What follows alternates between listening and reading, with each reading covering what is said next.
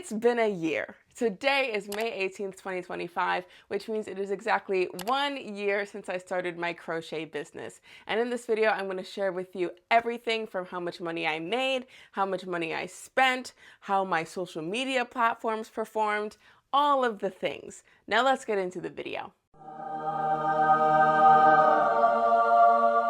Okay, so we're gonna hop straight into it. And if you see me looking down, it's because I have all the numbers written on my laptop right here. So the first numbers I want to show you are my overall Etsy stats. So I currently have the date set from May 18th, 2024 to May 17th, 2025. So yesterday. And as you can see, in that time, I got 3,478 visits, 12 orders, my conversion rate was 0.3%, and my revenue was $314. So that dollar amount is my gross income. That is before Etsy has subtracted all their fees. And so now let's get into the nitty-gritty of it all. So after Etsy took out their fees and such, the amount of money that actually hit my bank account in the first year of my business is $226.82, which, yes, I know it's not a big grandiose number, but I'll take it. I'll take it. If you guys saw my video where I posted about receiving, making, and shipping my first order, you will see my reaction to even getting an order. I'm happy that not only did I get one order, I got 12 orders. So I, for a while there, thought that I was gonna have 0 orders and $0, but you know what? I got $200, so I'm gonna take it. But now we have to go into money that was spent. Because starting a business, your first year of business, you're gonna have a lot of startup costs. And so the first number I wanna talk about is the amount I paid to Etsy. And you might be a little bit confused because I said that the $226 was after Etsy took their fees. However, let's say 1 month, a couple of your listings need to be renewed and you didn't make any sales, then you have to pay Etsy directly for those renewal fees. Example, let's say you got $10 in renewal fees, but you sold $20 worth of products. Then at the end of the pay period, Etsy would only deposit $10 into your account because that's the difference.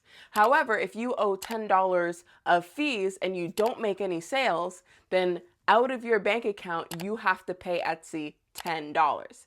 So when we added up the Etsy fees, plus I did pay for some Etsy ads here and there, the amount of money that I paid to Etsy is $133.15. And I would say that majority of that is from Etsy ads. The Etsy fees are not 50% of your take home, I can promise you that. Now let's go into money that I spent on physical things like yarn and crochet hooks and shipping materials, a label printer, all the things that go into running my business. So let's start with the smallest number and work our way up. So let's start with Walmart. I bought a couple of skeins of burlap velvet yarn, and I also bought a couple of shipping boxes, and that added up to $50.13.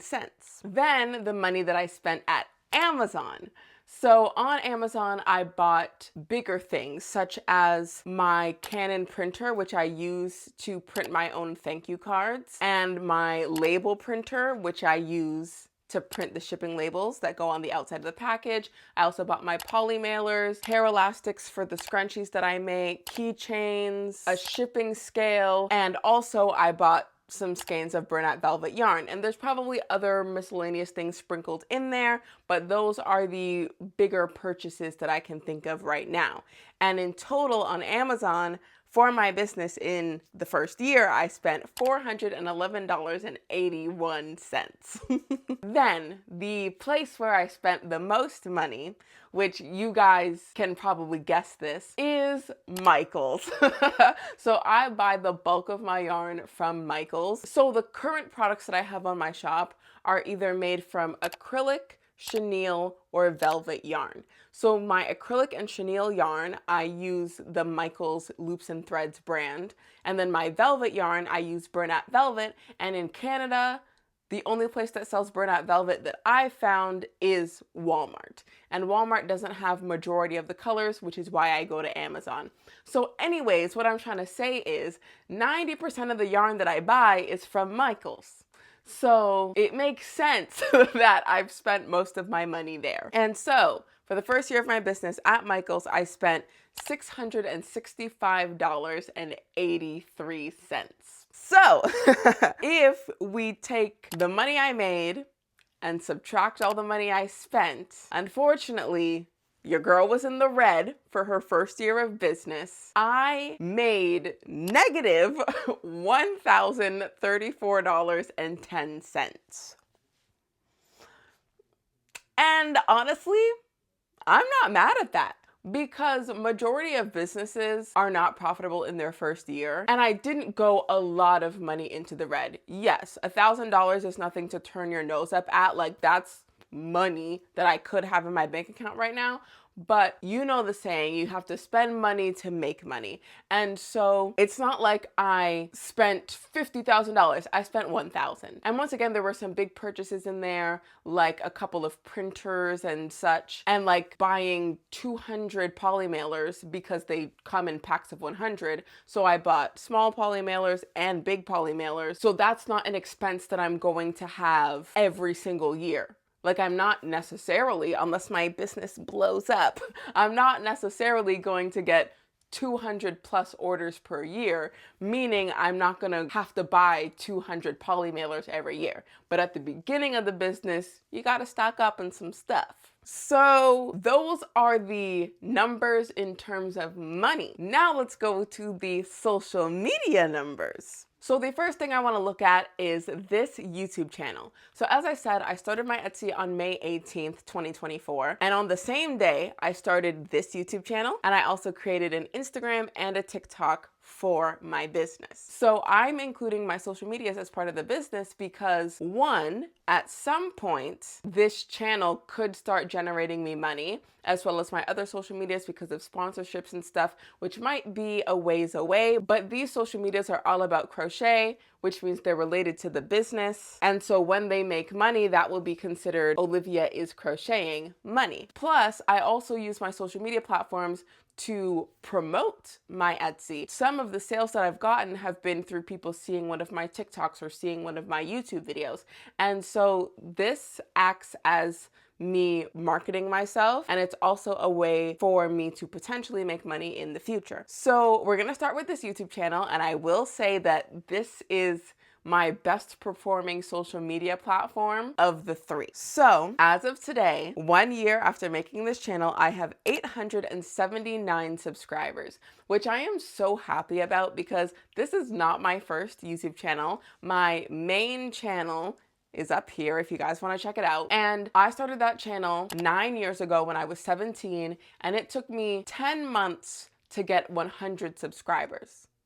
So I don't remember exactly how many subscribers I had at the 1 year point, but it was between 100 and 120. So I'd say, let's say I had 110 subscribers in my first year on my first channel, but there are things that I've learned about social media since then, and I've been able to get up to 879, which the goal, I did have a goal. The goal was to get to 1,000, but I did take some breaks on this channel here and there because life happens.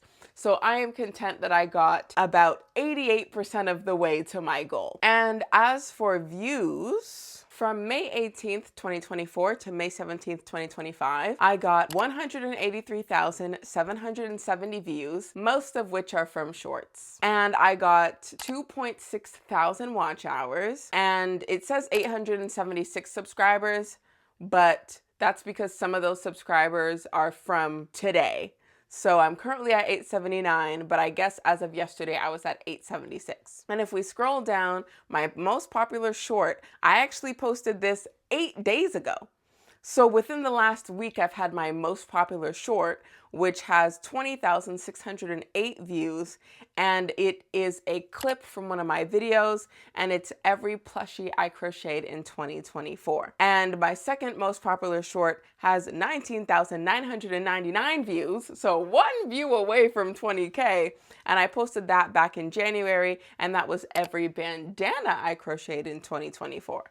And so I will just slowly scroll through my top 10 shorts of the year, and some of them were posted as early as August 2024, and others were posted as recently as 5 days ago. Now I want to go over to content because I want to really show the difference between the shorts and the long form videos. So if I go over to videos, so this is my long form, you can see that I got 12,200 views, 264,300 impressions, 3.3% click-through rate, and my average view duration on a video is 8 minutes and 37 seconds. Then if we go over to shorts, you can see that the views are exponentially higher. 171,600 views, 146,000 engaged views, 8.1 thousand likes, and 417 subscribers. So if we go to all, you can see that for subscribers, it's more or less half and half. So 417 of my subscribers are from shorts and 373 are from my long form videos. But then when you look at the views, there is a large discrepancy. About 93% of my views are from shorts and 6.6% are from videos. And then the amount of each that I posted, this is interesting. So in the year, I posted 102 shorts and 29 long form videos. And one more thing I want to show in terms of YouTube is my most popular short had over 20,000 views, and my most popular long form video has 1,648 views, which is my video of me getting my first sale ever. And then my second most viewed video is actually the first video that I posted on this channel. So my first YouTube video, and it has 1,181 views. So those are my only 2 videos with over 1,000 views, and it's my first video ever, and then my first order ever. So yes, that is what I want to show for YouTube. Now let's go over to Instagram, which I would say is my lowest performing social media platform so far.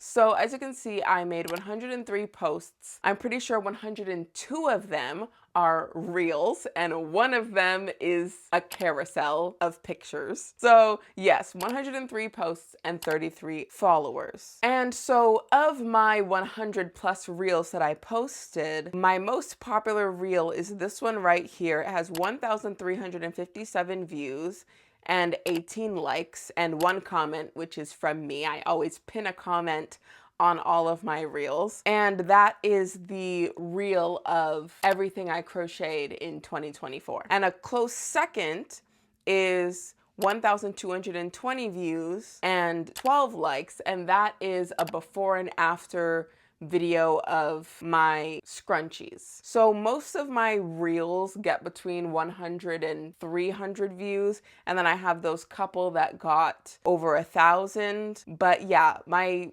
videos haven't really been doing that well on Instagram. Hey, future Olivia cutting in for a quick second. My most popular Instagram reel is not from January. It's actually the video I posted yesterday.